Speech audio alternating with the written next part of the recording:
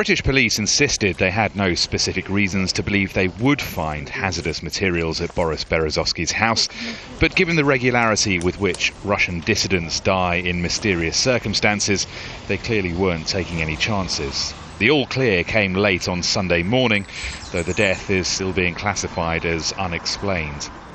Berezovsky had lived in self-imposed exile since settling in Britain more than 12 years ago. Having ridden on the wave of post-Soviet-era capitalism, he was once considered one of Russia's richest men.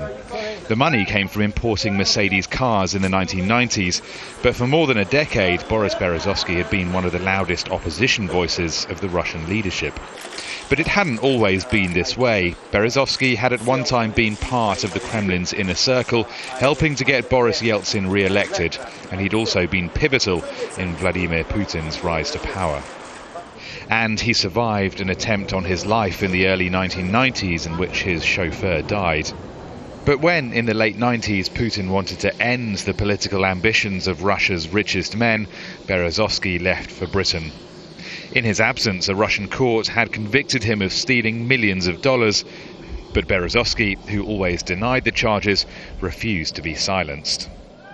Last year, he lost a case against another prominent Russian, the owner of Chelsea football club Roman Abramovich. The case cost him dearly, and he was forced to pay out millions of dollars in legal costs. In recent months, it was reported Berezovsky had been struggling financially and had been selling off some of his assets.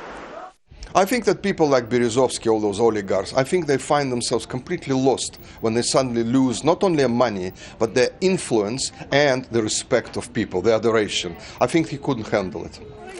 Vladimir Putin's press secretary told Russian television that Berezovsky had recently written to the president apologising for his mistakes, but this has not been verified by the Berezovsky family. Rory, Challands, Al Jazeera.